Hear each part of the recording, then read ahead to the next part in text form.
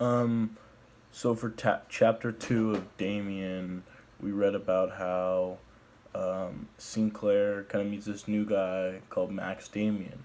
I'm guessing that's who the book's named after.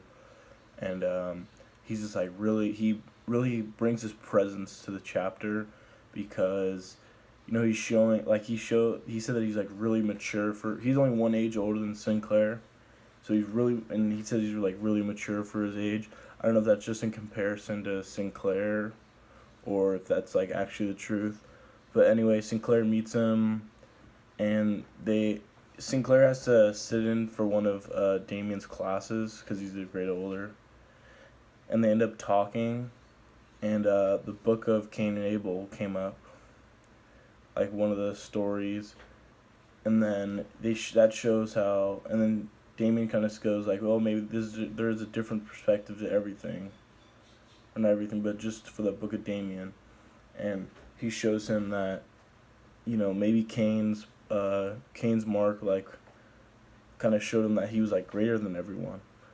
But that's just something to think about. And then uh, Kane or not Kane, Damien and like they're like cool now.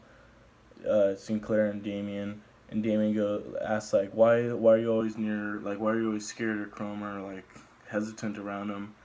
And then Sinclair ends up telling like he noticed, and Sinclair ends up telling him what happened, and Sinclair's like he's not going for it.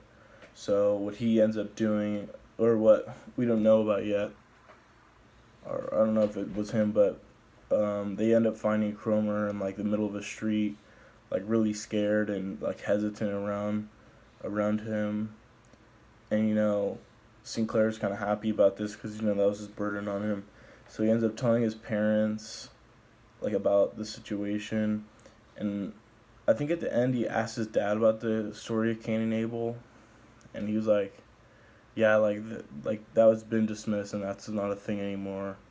Like, don't worry about that." And yeah, that's kind of a summary of chapter 2.